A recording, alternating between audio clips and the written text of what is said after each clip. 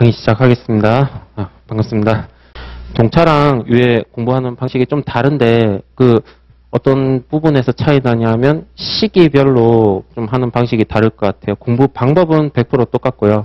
근데 1차 시험이 한 4월에 있잖아요. 4월에 1차 시험 3월 말에 4월 초 이렇게 되는데 그러면 1, 2월 달에 뭐 하느냐 여기서 좀 차이 나는 것 같아요. 동차랑 유해생 공부법은. 유해생들은 그냥 쭉 가면 되고 동차 하시는 분들은 한 달 정도 시간을 비워야 되거든요. 그러면은 2차 공부하는 거에서 차이가 나는 게 아니라 1차 준비를 언제부터 했냐가 문제 같아요. 작년에 제가 가르쳤던 학생 중에 올해 동차 합격이 거의 확실시 되는 분이 계신데 이분이 공부 엄청 열심히 하시는 분이었는데 시험이 한 4월에 있는데 1차 시험을 거의 1월부터 진입을 했거든요. 그래서 솔직히 그분이 이제 좀 잘하는 거 알아가지고 너무 빨리 시작하는 거 아니냐 이렇게 얘기를 했는데 저 불안한 마음에 이제 일찍 했는데 1차 시험 치고 저한테 저녁에 문자가 왔어요. 합격 아마 평균이 80점이 넘어갔던 것 같아요. 자기는 이제 좋아하더라고요. 근데 저는 보자마자 한 20점이나 낭비했다. 그러면서 이제 다행히 이제 합격은 하셨는데 그런 게 있으니까 공부법은 똑같으니까 동차라고 해서 공부하는 방식이 좀 다르거나 그런 건 없으니까 참고하시고 그리고 또 HS 동차분들도 대충은 보고 오셨죠. 제가 완전 HS 처음부터 하진 않을 거라서 요거 압축 정리인데 기본 강의하고 차이는 그냥 진도가 빨라요. 진도가 빠르고 HS는 회독이 제일 중요하니까 회독이 거의 2달 동안 1회독인데 강의 기간 동차 이제 제가 기본 강의 때는 한 6주 2달하고 2주 정도 더 붙였는데 이번에 2달에 1회독인데 좀 빠르니까 잘 적응을 하셔야 될 것 같아요. 그리고 또 제가 간단하게 소개 좀 드리면 일단 저 스카이 관세법인에 일단 지사장 있고 요거 강의가 제가 2년 차긴 한데 강의 처음에 시작할 때는 직원이 한 2명이었는데 지금 좀 이제 거의 2자릿수 되는 것 같아요. 많아져가지고 제가 성향이 좀 형식 같은 거는 별로 안 좋아하고 철저하게 필요한 것만 하는 성향이거든요. 그래서 다른 강사님 기본 강의 듣고 오면 이것도 안 하고 저것도 안 하는 느낌이 많이 나실 수도 있는데 올해 기출에서도 그렇고 제가 모의고사 냈던 거 해서 한 90%는 똑같이 나와요. 근데 다른 강사님보다 공부하는 범위가 한 절반 정도밖에 안 돼요. 그래서 버리는 게 많아요. 버리는 거. 그러니까 좀 너무 많은 자료를 이제 보시는 것보다 관세법이나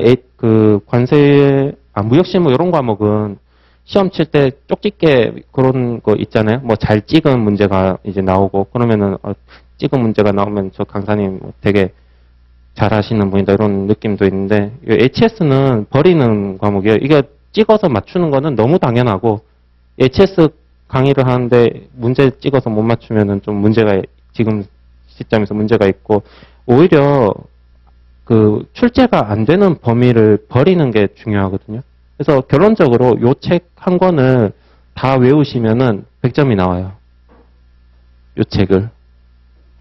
지금 유해생 분들은 조금 아시겠지만 요거 하지 말라는 뜻이에요. 해설서 안 해요. 안 하고 해설서 나중에 이제 내년 한 4월쯤 시험 한 2달 전부터 간단하게 할 거예요. 근데 안 나오고 올해도 요거 해설서 배점이 0점 0점. 제가 아마 다른 강사님하고 차이는 요거 안 하는 거예요. 시간 낭비라서 안 해요. 만약에 나올 수도 있잖아요. 나오면은 배점이 한 10점 정도 먹어요. 많이 나오면, 진짜 많이 잡으면 10점인데, 그냥 버리세요. 10점. 왜냐하면 지금 요 책은 250쪽 정도 돼요. 250페이지인데, 해설서는 그냥 대략적으로만 뽑아도 한 500페이지부터 시작이에요. 요거부터 근데 요거도 다 못해요. 다 못하고, 암기력이 굉장히 좋으신 분이 합격하신 분 중에 상위권이 한 80% 정도 암기하는 것 같아요. 많이 잡아서. 근데 합격하려면 60점이 넘어야 되는데 HS는 근데 다른 과목하고 다르게 HS는 60점 맞으면 실패한 거예요, 실패. 왜냐하면 다른 과목하고 점수 나오는 구조가 달라요. 다른 과목은 뭐 한 40점, 50점 이렇게 나와요. 50점, 한 60점대까지 나오는데 여기가 받기가 생각보다 어려워요. 근데 HS는 70점, 80점, 90점이 수두룩해요. 근데 여기 말씀드리는 게 관세법 10점이나 HS 10점이나 취급은 똑같단 말이에요. 받기는 저기가 더 어렵지만. 여기는 HS는 막말로 제가 요거가 올해 기출 문제거든요. 올해 기출 문제인데 요 뭐 1번, 2번, 3번 다 마찬가지 다 심한데 특히 4번 문제 좀 주목할 만한 게 요거 교재 한번 88교 한번 펴보시겠어요? 제 교재 기준으로 237페이지.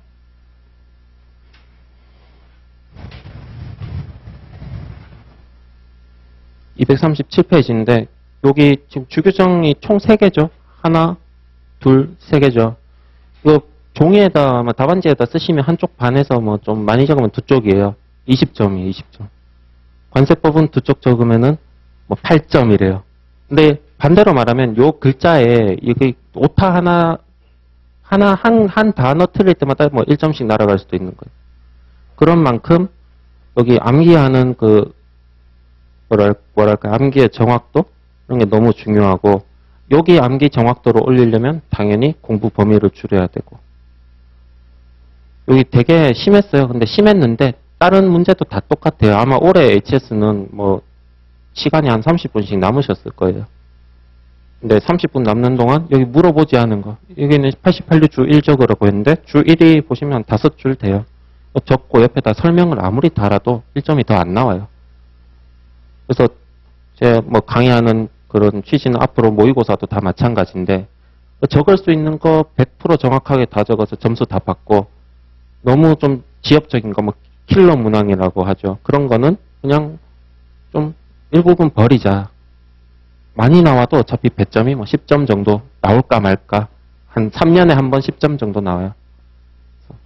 자, 그래서 요거 하나 외우면 되는데 그러면 이제 그 관세법이나 다른 거는 책이 이만하잖아요. 근데 이거 치여 보이겠지만 이거 차원이 다른 문제예요. 예를 들면은 방금 88류 펴보신데도 관세법이나 무역실무랑 다른 거는 얘네들은 단어들이 다 처음 보는 단어들이시죠. 보시면 뭐 항공기 산업에 살지 않는 분이 뭐 무인기 정의에서 여긴 좀 나름 나은데 단어들 뭐 8802에 보면은 서보비틀 뭐 이러죠. 8802호 호의 용어 보시면은 뭐 우주선 서보비트라고 8805에는 뭐 지상 비행 훈련 장치 이런 단어들이 너무 생소해요. 어떻게 보면은 뭐 처음 보는 사람 이름처럼. 그래서 한 글자 한 글자 외우는데 다른 과목보다 시간이 훨씬 오래 걸려요. 그래서 만만하게 보실 건 아니고 요렇지만은 아무리 공부 잘하는 사람도 요거 2년 동안 봐서 80%를 못 외우니까 그거 좀 하시고 그리고 심하니까 마지막으로 저 공부 방법에 대해서 하나만 더 하면 지금 요 책 말고 나머지 강의 자료라고 뭐 어디 유인물 프린터물 하고 있는 거 있으면 그냥 다 바로 버리세요. 왜냐하면 요거 나중에 암기하는 단계에 들어가시면 어떻게 정리하면 만약에 요 문제가 나왔었죠. 이게 수험장 들어가시는 분들 입장에서는 머릿속에 있는 게 아니라 여기 페이지를 머릿속으로 다시 불러오기를 해요. 그러면 요 페이지가 우측 하단에 있잖아요. 첫 번째 거는 5줄이고 두 번째는 뭐 3줄, 3줄 되죠. 요거까지 머릿속에 스캔이 돼야지 아까 말한 뭐 88, 90%의 정확도가 나오는데 근데 만약에 본인이 요 책을 요약했어요. 요약을 해서 뭐 만들었는데 요 책 갖고 다 구성이 다르겠죠. 글자 폰트도 다를 거고 책 위치도 다를 거고 다르면은 이것도 보고 그것도 보면은 결국 머릿속에 아무것도 안 남아요. 그래서 다른 자료를 만들어 가지고 요약하시는 거는 뭐 그렇게 하셔서 하는 분도 있죠. 진짜 그 자료를 만드는 과정에서 암기를 한다. 그런 거면 괜찮은데 엊그제도 한번 물어보신 분이 요약을 하고 계세요. 막 알록달록하고 엑셀로 막 돼 있어요. 근데 좋은데 그 만드는 거는 반대로 안 하는데 만들고 바로 버려라 자료. 왜냐하면 어차피 똑같은 글자가 교재가 양쪽으로 양분되는 걸 뿐이에요. 그러니까 HS 공부하시면 다 이제 책상 다 정리하시고 요거 한 권 들고 백지에다가 그냥 계속 쓰거나 하거나 그렇게 하시면 되고. 그럼 마지막 좀 중요한 거. 여기 우리 교재가 이게 관세표와 상품학이에요. 정식 명칭은. 근데 상품학은 뭐 아시는 분은 아시겠지만 출제가 거의 한 20년 안 나와요. 그래서 지금은 상품학이 없고 사실 뭐 해설서 아까 말씀드린 게 좀 상품학 느낌으로 나와요. 그리고 그런 건 좀 실무적, 실제 문제 푸는 데 있어서 문제고, 그러면 제가 말씀드리고 싶은 거는 아까 여기 나오는 수많은 그런 용어들이나 뭐 가공도 제품에 대해서 상품학적으로 지식을 얼마나 습득을 하셔야 되냐 하는 문제가 있죠. 예를 들면 무인기 나왔잖아요. 무인기가 실제로 어떻게 작동하는지 여기 밑에 보면 자체 중량 있죠. 이런 게 실질적으로 어떤지 이해를 해야 되냐. 그럼 결론은 아니고. 그럼 처음에는 이제 하셔야 된다고 말씀하시는 분들 있을 거예요. 처음부터, 이 교재를 처음부터 보면 처음에는 말소, 뭐, 돼지, 면, 이때 할만해요. 다 할 수 있을 거고. 한 10페이지가 버터 정도 가면은 갑자기 무수유당이 하면서 그때는 이제 그래도 먹는 거니까 좀 감은 오거든요. 근데 한 40페이지 더 가면은 화학 딱 나오면은 뭐, 화학 하면 무기화학, 유기화학 하면서 알부미니 하면은 포기를 해요. 그러다가 다음에 가서 또 화학 다음에 이제 또 플라스틱 나온단 말이에요. 또 할만해요. 플라스틱. 또 막 열심히 해요. 막 플라스틱에 뭐 가공 공정이 어떻고 사출 뭐 어쩌고 저쩌고 하다가 나중에 반도체 나오면 갑자기 또 버려요. 반도체는 또 못하겠어. 버려요. 그 뒤쪽에 가면 또 골동품, 작품 막 나오거든요. 머리 빗는 빛부터 해서 무기 나오고 또 할만해요. 그래 막 줄을 타요. 막 자기 집중도가. 줄을 타다가 시험장 갈 때 가잖아요. 시험장 가면은 아무것도 안 남아있어요. 이 처음에 시작하는 10페이지도 똑같이 못 적어요. 계속 이상한 거 보다가. 그러니까 이상한 거라 하면은 뭐 이 사람은 뭐 뒤쪽에 가면 반도체 나오죠. 뭐 반도체 뭐 수동 소자가 능동 소자가 알면은 멋있잖아요. 근데 실질적으로 막 네이버에 뭐 수동 소자가 뭐고 막 검색해요. 사진 막 다 붙여놓고 책에다가. 근데 결론적으로 알면 뭐예요? 답안지에 점수가 없는데. 못한단 말이에요. 근데 반면에 요거 88류 주일 뭐 능동수와 수동수 아무것도 모르는 사람도 여기다가 글자 똑같이 박아 놓으면은 만점인 거예요. 그러면은 그렇게 또 궁금할 수 있죠. 그러면 관세사 실무에서 이런 거 다 알아야 되지 않냐. 요거는 이제 여기다가 이해 없이 이해하지 않고 답안만 그대로 글자 그대로 적으면은 진정한 관사 아니지 않냐 하는데 그거도 요거예요. 저희가 그 하루에 품목 분류를 저희 관사가 우리 회사에 저까지 6명이 있거든요. 저희가 하루에 품목 분류가 뭐 수백 개가 나가요. 수백 개가 나가는데 물론 이제 다른 관사보다 좀 많은 편이긴 한데 만약에 저희가 모르는 물건에 대해서 품목 분류 의뢰가 들어왔어요. 만약에 아까 무인기라고 쳐요. 근데 뭐 당연히 이제 요 규정을 머릿속에 하고 그 즉석에서 설명하면 좋겠지만 여기 오만 제품이 다 있잖아요. 진짜 관사의 공부의 목적은 무인기의 정의에 대한 규정이 있다는 거를 알면 돼요. 그럼 책 펴서 규정 검토하면 되잖아요. 요거만 있는 게 아니겠죠. 무인기 관련 국내 법령도 있을 거고. 그래서 길라잡이를 하는 거지. 요 무인기 나왔다고 해서 자기가 무인기의 뭐 시동 뭐 그 구조에 대해서 다 알고 그거는 절대 아니란 거예요. 그래서 뭐 작년 기본 강의 때도 했는데 제가 여기 사실 있을 이유가 크게 없다. 그냥 이거 외우시면 되기 때문에. 근데 제가 여기서 하는 거는 뭐 진도 맞추는 것도 있지만 다 이제 계속 다른 길로 새세요. 공부하면은 이것도 보고 저것도 보고 지금 여기 있다가 이제 스터디 같은 거 하시죠. 아니면 카페 같은 데 가서 보시면은 오만 탐스러운 자료가 막 이렇게 옆 사람이 막 들고 있어요. 그러면은 나도 하나 복사해줘 이래가 받아가지고 책상에다가 하는데 HS 강의할 때 한 5년 동안 요거에서 기출에 95% 이상이 나왔는데 HS 공부하시는 분 책상에 가면은 5만 자료가 책상에 다 올라와 있어요. 아무튼 그래서 요 강조드리고 싶은 거는 이해는 필요 없다는 건 아닌데 이해를 반드시 중요한 건 아니고 그냥 공부하는 암기하는 과정에서 부수적으로 습득되는 이해 정도만 하시고 그리고 해설서 하지 마시고 요 책 한 권 그냥 끝까지 하시면 끝나요. 자, 여기까지. 네. 예.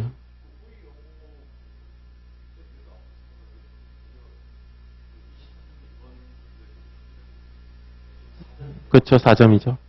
근데 요거는 호의 용어가 4점이 나왔는데 제가 작년에 제가 해설은 안 하는데 호의 용어는 되게 강조하는 편이거든요. 제가 모의고사 내면 한 30점은 호 책에 그냥 적는 거로 해요. 근데 예전에는 문제가 그 호의 용어 4단위 자체의 문제가 잘 안 나왔어요. 4단위를 안 물어보고 그냥 류 적으세요 정도로 끝냈거든요. 한 10년 전인가? 어느 순간부터 4단위 적는 거로 좀 넘어왔어요. 근데 매년 이제 널뛰는데 처음에 넘어올 때는 한 호당 뭐 물건 하나씩만 적으면은 뭐 만점 이런 느낌이었는데 갑자기 좀 더 디테일하게 요구하고 하다가 작년까지는 좀 비중이 셌어요. 셌다가 올해 갑자기 4점만 딱 나오고 땡 했는데 근데 이 호의 용어를 그래도 해야 되는 게 진짜 디테일하게 하라고 좀 말씀드리는 편인데 그 주규정 심하니까 그냥 말씀드릴게요. 요 호의 용어에 있는 거나 주규정이나 그 단어의 법적 효력은 똑같아요. 주규정이 뭐 되게 중요해서 주규정으로 빠진 거 그런 것보다 만약에 호 여러 개 호에 대해서 동일한 규정이 있으면은 그래서 주규정으로 그냥 빼는 거예요. 아니면 좀 주규정이 너무 길어지거나 아까 뭐 무인기 사례처럼 그래서 주규정에 있는 글자나 호의 용어에 있는 글자나 그 성격은 똑같다. 주규정에 있는 거 호의 용어에 다 끌어다 넣으면은 그 효과가 똑같잖아요. 그러니까 구분이 없어요.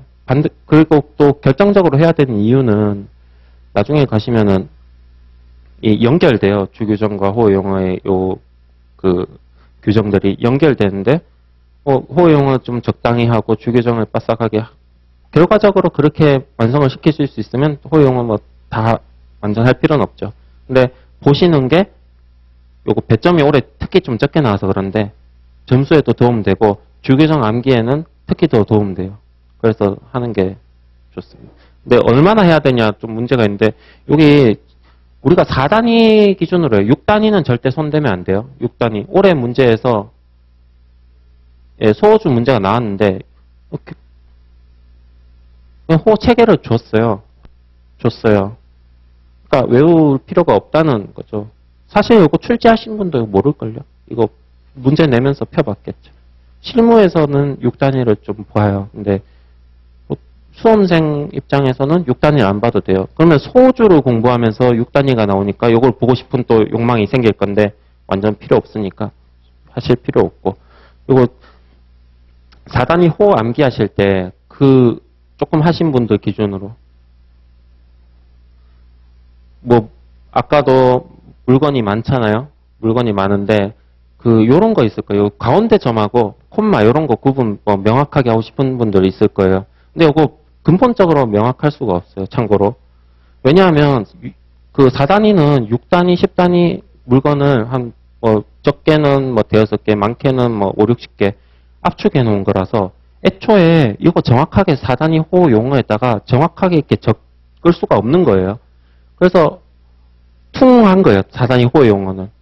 수험생분들은 이제 호의 용어 공부하시면은 여기가 이제 주규정만큼 되게 이거 호의 용어 아니구나. 법적 효력이 여기 굉장히 이 글자 하나도 똑같이 해야 될 것 같지만 이거는 실제로 이 32류를 10단위까지 풀면은 이렇게 길어지는 거를 짧은 글자로 퉁 해놓은 거기 때문에 반대로 말하면은 나중에 답안 작성하실 때도 좀 퉁 해도 돼요. 그래서 좀 시험에 배점이 좀 작게 나오는 것도 있어요. 애초에 그냥 요약본인데 근데 주규정은 그런 게 없으니까 배점이 많아요. 아무튼 자 본격적으로 해볼게요. 자 HS 코드 이런 거는 뭐 압축 정리니까 필요한 것만 할게요. 코드 요거는 아시겠지만 10단위 물건에 있어서 주민등록번호 물건에 있어서 주민등록번호 같은 거고 그 10단위인데 보통은 저는 불필 쓸 때마다 2번은 못 끊는 거예요. 396 90에 요렇게 되는데 요까지는 세계 공통이고 요거는 한국 거예요. 네, 한국 거예요. 그래서 실무하시면 나중에 중국에서 그 외국에서 HS 코드를 주는데 여기가 안 맞아요. 여기가. 그러면은 틀린 코드가 아니라 요거는 한국 버전으로 바꿔서 써야 되는 거예요. 그래서 이렇게 되고 그 저희는 공부할 때는 요거 다 필요 없고 딱 요 4단위만 하는 거죠. 4단위만. 그리고 뭐 구성 같은 거는 이거 보실 필요 없어요. 문제 안 나와요. 외우실 필요도 없고. 그리고 이거 기본 강의 때 잠깐 했는데 짧게 하면 이 실무에서 HS 코드 따시면은 항상 코드를 따면서 뭐 두 가지 안내가 동시에 나가요. 첫 번째는 이거 세율이 나가야 되고 두 번째는 지금 1차 사실 여기가 관사 시험에서 제일 중요하게 다뤄줘야 되는데 안 보는데 이거 세관장 확인 대상 요게 이제 요건 업무라고 하는데 뭐 보통 관세사 컨설팅에서 한 축이에요. 뭐 나중에 가서 관사 취업하실 때 컨설팅 한다 하면은 요게 큰 파트일 거예요. 요거. 근데 우리 이제 관사 시험에서는 그냥 없죠 비중이. 그래서 HS 코드는 세율하고 아까 말씀드린 요거 세관장 확인 대상이란 거 두 개 확인하는 게 뭐 실무에서 있어서 주요 업무고. 그 참고로 HS 코드에 대해서 조금 더 디테일하게 보실 거면 여기 관세법령 정보 포털이라는 거 있어요. 여기 가셔서 눌러 보시면 되는데 뭐 6단위 이런 거 그냥 보시고 한번 마실 거 정도면은 검색해 보시고 아니면은 그 주규정 같은 거를 조금 더 출력을 좀 할 거를 좀 찾으시면은 여기서 들어가셔서 복사해서 출력하시면 돼요. 자, 그리고 아까 계속 말씀드린 것처럼 시험 과목 구성인데 이거 통칙하고 주랑 호 여기서 거의 99.9% 나오고 했었어. 나머지에서 매년 있는 것도 아니고 한 3년에 한 번 정도 10점 미만으로 나와요. 할 필요가 없고요. 자, 그 다음에 통칙인데 통칙 그래도 빠르게 한번 해볼게요. 통칙 7개 있죠. 관세율표 통칙 7까지 있는데 시험에 있어서는 통칙은 꼭 몇 년에 한 번 꼭 나와요. 꼭 나오고 그리고 통칙은 얘 해야 돼요. 해설 통칙 해설 따로 있어요. 해야 돼요. 근데 내년에 하세요. 내년에. 일단 지금 통칙도 다 못 외우시니까 내년에 하시고 통칙 해설에서 나오는 부분만 먼저 하면은 이거 예시 있죠. 예시가 좀 나오는 편이에요. 이거는 그냥 저거만 두세요. 만약에 진짜 중요하면은 여기 제가 교재 넣었을 건데 뺐어요 일부러. 그리고 통칙 1호인데 요거 적으실 일이 되게 많죠. 뭐 이 표의 부류 절의 표제는 했는데 여기 HS도 3단 구조로 부가 있고 부 안에 여러 개 류가 있고 류 안에 그 절이 있고 근데 절은 모든 류가 절을 가지고 있는 건 아니고 28류나 몇 개 류만 절을 가지고 있어요. 요거의 제목 있죠. 제목 표제 뭐 1류 같으면은 살아있는 동물 같은 거 요거는 참조를 위하여 규정한 것이고 그냥 참고만 하라는 거고 다르게 말하면 시험에 잘 안 나오고 법적인 목적상 품목 분류는 호용어와 관련 부류 주에 따라 결정한다. 그래서 우리 시험은 호용어와 주규정이 나온다 이 말이고요. 따라 결정하고 규정되지 않은 경우는 뭐 2까지 내려간다 했는데 지금 각 호나 주에서 따로 규정하지 않은 경우 다음 각 호 규정에 따른다. 이거는 순서라는 개념이 들어가 있죠 지금. 그래서 통칙 1이 우선 적용되고 안 될 때 2 이하로 내려간다는 말이죠. 이 말은. 그래서 통칙 2, 3, 4까지 순서 개념이 다 들어가 있어요. 근데 이 순서다라는 말은 없어요. 통칙에. 근데 이런 식으로 해석하고 보면은 순서 개념이 들어가 있어요. 자, 해설은 넘어갈게요. 통칙 2. 통칙 2는 가, 나 두 개로 돼 있고 1호에 따라 품목 분류를 결정할 수 없는 것은 당연히 통칙 얘가 2순위란 거죠. 그리고 가목과 나목이 있는데 가목 어떤 물건에 대해서 둘 다 동시에 적용할 일은 거의 없어요. 가목은 공산품, 나목은 섞을 수 있는 화학 제품이나 아니면은 뭐 식품 같은 데 써요. 가목 각호 열거된 물품에는 뭐 그냥 짧게 할게요. 불완전한 물품이나 미완성된 물품이 제시된 상태는 뭐 신고된 수입된 상태에서 완전한 물품의 본질적 특성을 가지고 있으면 여기 말이 이상한데 불완전한 물품이나 미완성된 물품이 포함되는 것으로 본다 했는데 결론은 불완전한 물건이나 미완성된 물품은 그냥 완전한 물품으로 완제품으로 본다. 그죠? 본다. 그리고 밑에 미조립되거나 분해된 상태로 제시된 물건. 또 본질적 특성이 있으면 완제품으로 본다 했으니까 총 4가지 물건이 등장하죠. 첫 번째는 불완전한 물품, 두 번째는 미완성된 물품, 세 번째는 미조립된 물품, 네 번째는 똑같은 말이긴 한데 분해된 물품.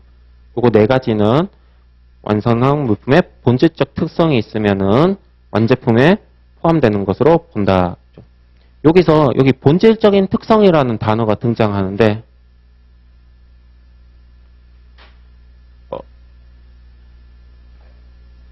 하루 눈은 너무 많이 써갖고 못 찾겠네요. 갑자기. 본질적 특성이 뭔지가 되게 중요할 것 같지만 오히려 하나도 안 중요해요. 왜냐하면 진짜 요거는 규정이 없어요. 사례별 케이스 바이 케이스로 봐야 돼요. 이 본질적 특성이 뭔지는.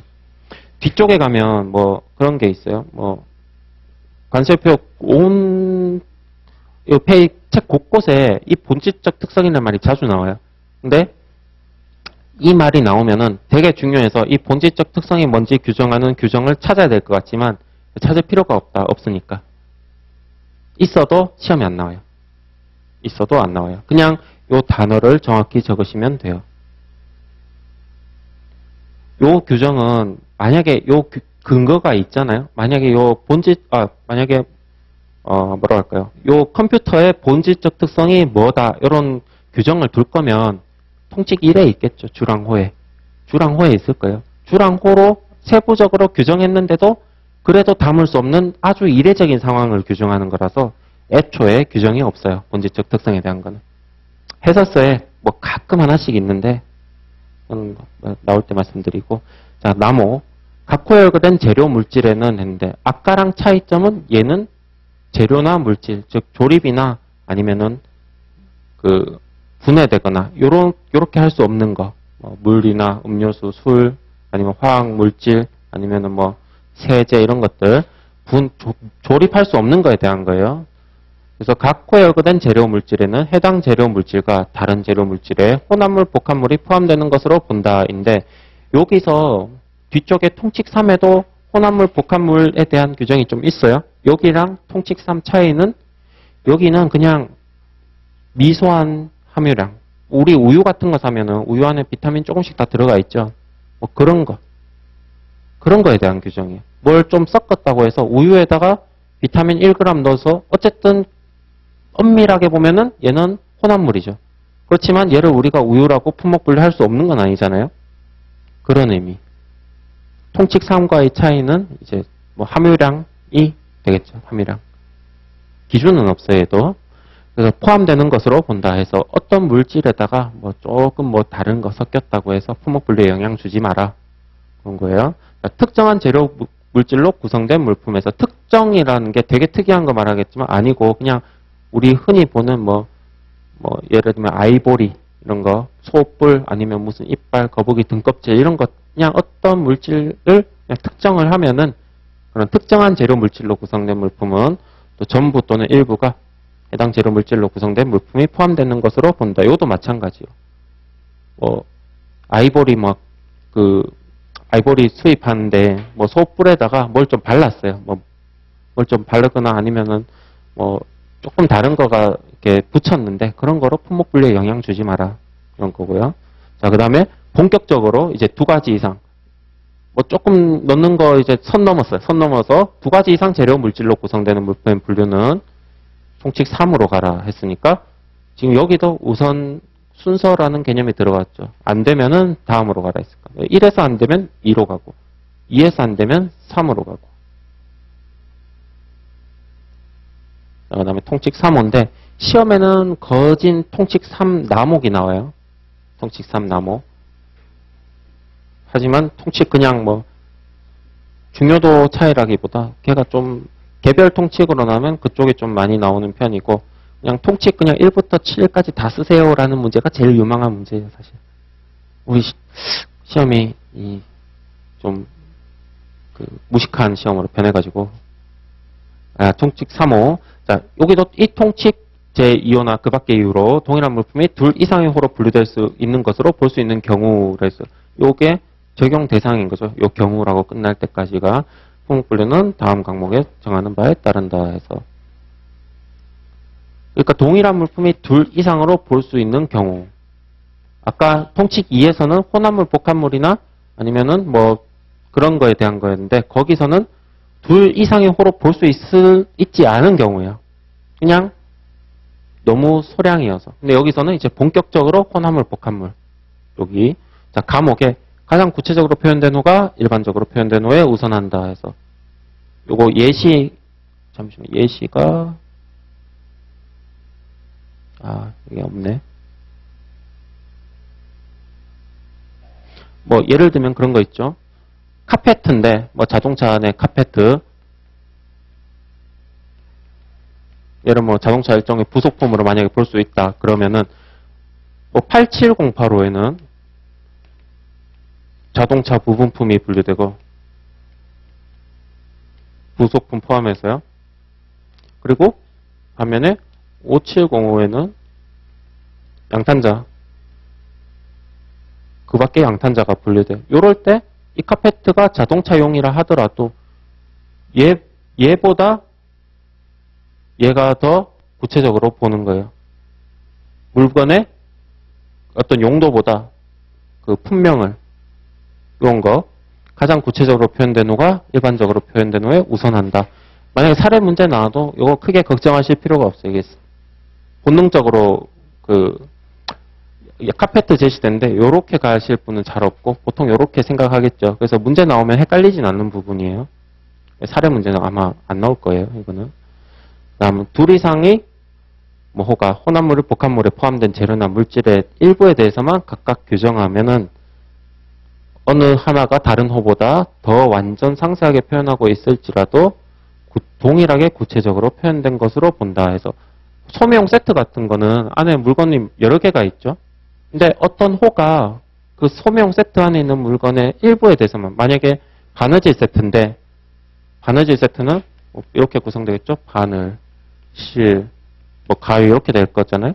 근데 바늘도 호가 있고 실도 호가 있고 가위도 사단이 호가 있잖아요.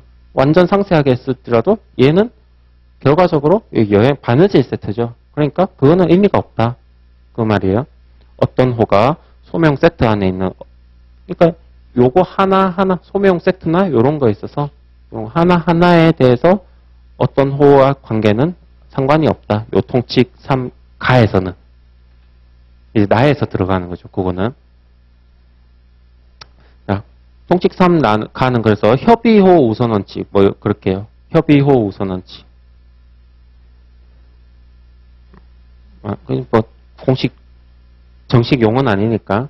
자, 그 다음에 남목 여기가 이제 제일 중요해요. 통칙 전체 중에 제일 문제 많이 나오고 혼합물이나 서로 다른 재료로 구성되거나 서로 다른 구성 요소로 이루어진 복합물 그리고 소명으로 하기 위해서 세트로 된 물품에서 물건이 총 3가지가 등장했어요. 첫 번째는 요거 혼합물, 두 번째는 어디 갔냐 복합물, 그 다음에 여기는 소명으로 세트로 된 물건.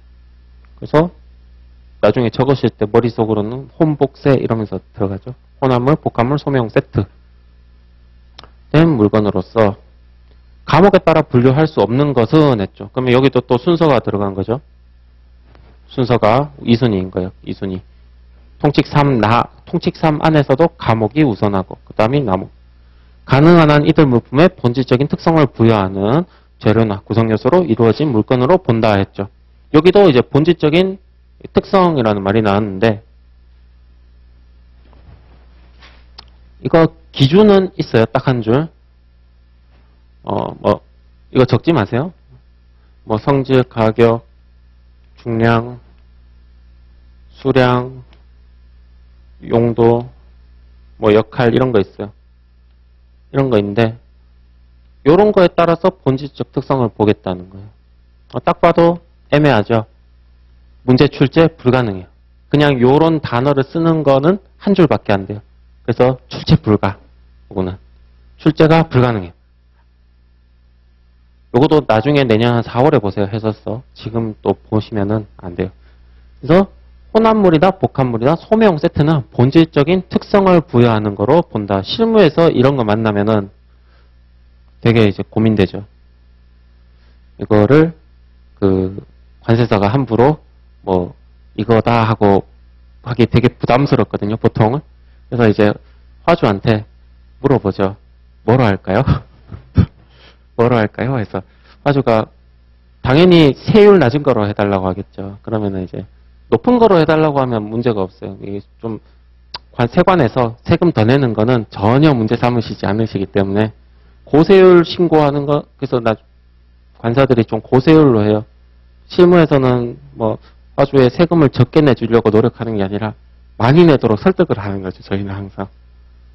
예, 진짜 그렇게 돼요. 만약에 적게 냈잖아요. 적게 냈는데 한 5년 뒤에 세관에서 연락이 와요. 관세부가 제척기간 지금 좀 늘어났죠. 하여튼 5년치 긁어와요. 그래서 5년 동안 이런 거 있으니까 세금 더 내세요 했는데 만약에 제가 절감해준 세금이 100만 원이에요. 한 100만 원인데 나중에 한 5년 지나서 추징 들어오죠. 절감한 거 이거 100만 원 플러스 가산세 한 20%에 그러니까 또 악성이냐 또 따져야죠. 보정이자가 요만큼 또 더 나와요. 그러면은 이제 좀 머리 아프죠. 그래서 이제 관세사들이 실무에서는 이 세금을 많이 내도록 많이 설득을 하죠. 근데 제가 하지 않은 남의 다른 관세사가 한 거 있죠.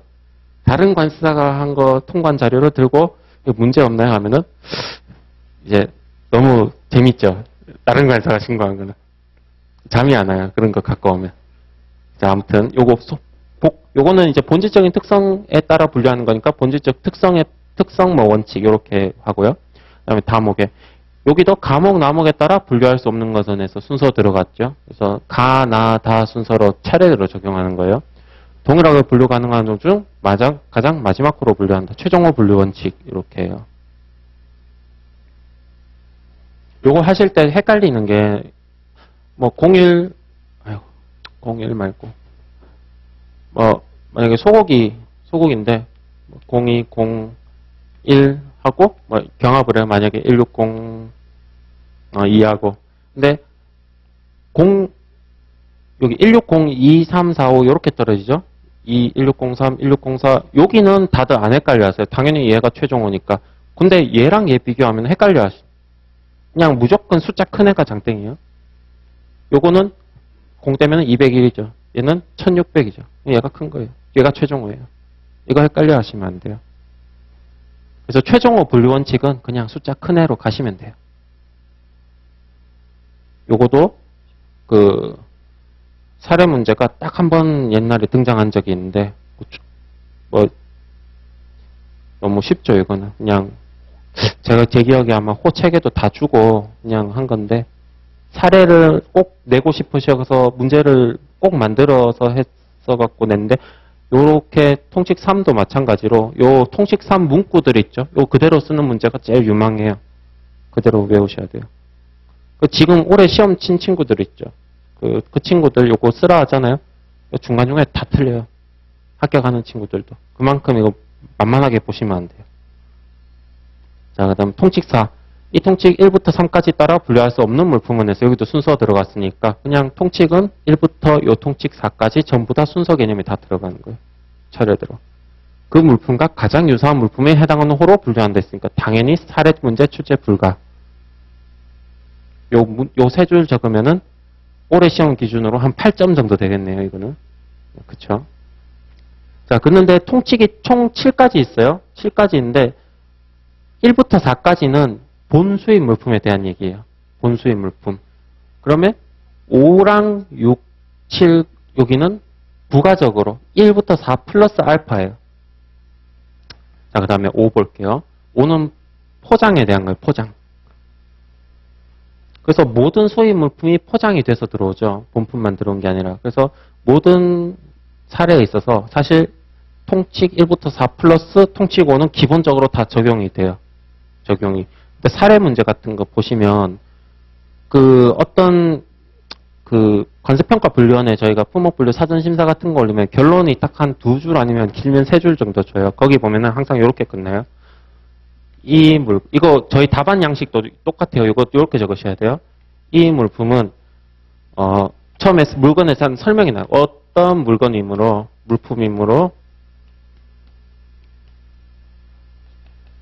통칙 1 및 여긴 통칙 6이 나와요. 통칙 6에 따라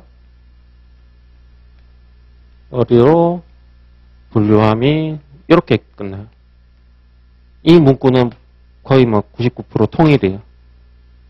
근데 여기는 이제 만약에 우리도 사례 문제 나오면 요 형식으로 똑같이 적으셔야 돼. 이 물건은 어떤 물건이다 했는데 여기는 당연히 문제에서 주는 뭐 이 물건에는 설명이 나오잖아요. 그런 거 적고 그다음에 통칙 1 및 통칙 6은 뒤에 나오지만 소호에 대한 거죠.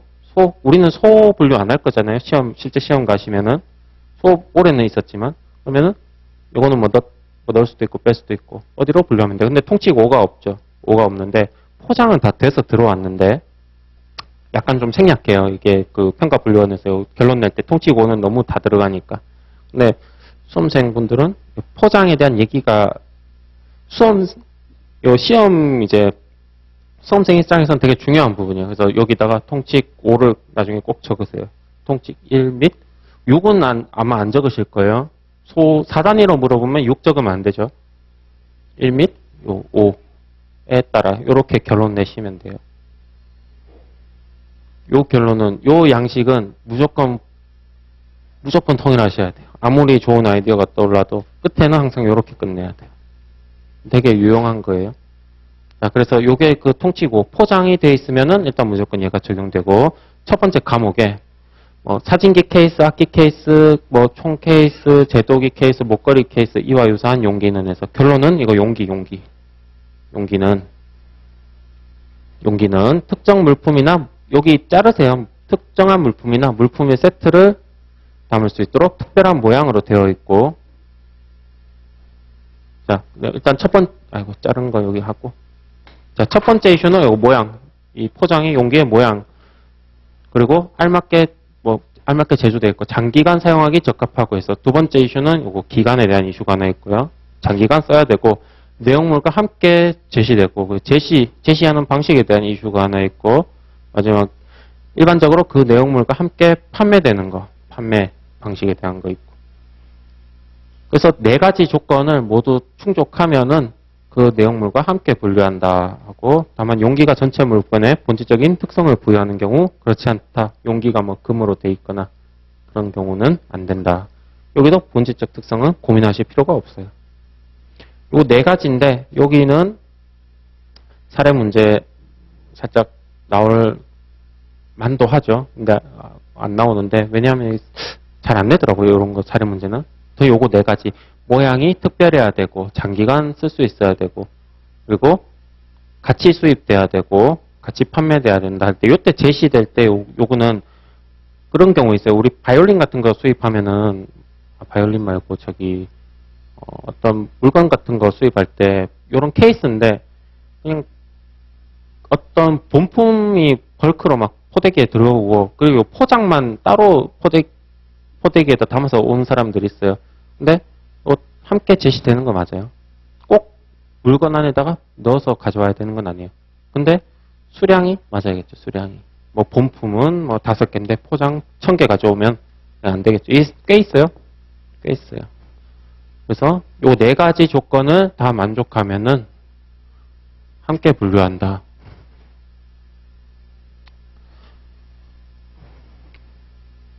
자, 요 과목은 결론적으로 이거 뭐예요? 케이스, 장기간 쓸 수 있는 거. 머릿속으로는 이렇게 그냥 하세요. 일회용이 아닌 거.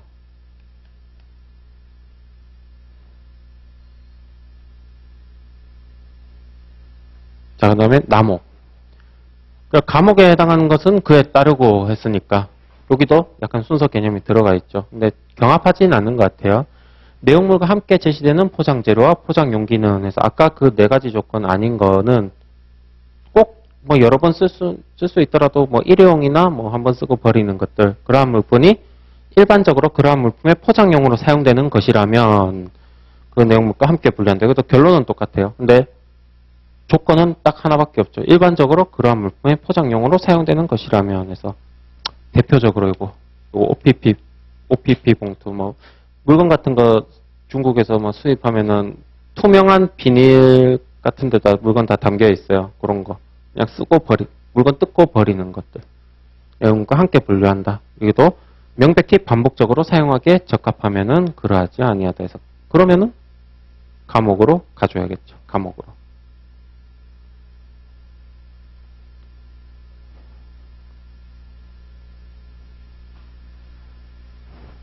여기서 명백히 반복적으로 사용한다는데 뭐 모양이나 그런 얘기는 없죠. 그렇다고 이거 감옥 말하는 거예요. 감옥. 감옥. 자, 통칙 5는 포장에 대한 얘기인데 감옥은 뭐 용기 케이스에 대한 거고 남옥은 좀 일회용 포장에 대한 거고 그 다음에 통칙 6. 요 소호에 대한 거 6단위, 10단위 소호에 대한 내용인데 법적인 목적상 어느 호 중 소호 품목 분류는 뭐 같은 수준의 소호들만을 서로 비교할 수 있다는 점을 조건으로 하여 소호 용어와 주에 따라 결정한다. 그리고 위의 통칙 모두 준용한다 하고 문맥상 달리 해석되지 않는 한 당연히 이 책에 있는 모든 규정은 소호에도 적용되죠. 근데 이 말이 여기 요 부분이 한글인데 좀 잘 이해가 안 갈 수가 있어요. 요 부분. 같은 수준의 소호들만을 비교한다는 거. 자, 요거는 제가 분류체계 하나만 보여드릴게요.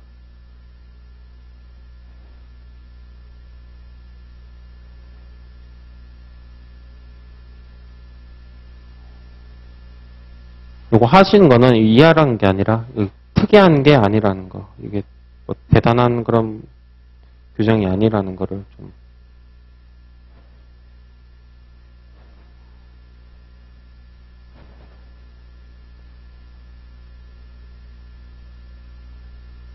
요거 아까 말씀드린 그 관세법령 정보 포털이라고 그 일반인이 그냥 HS 검색할 수 있는 사이트예요. 뭐 1602 해볼게요.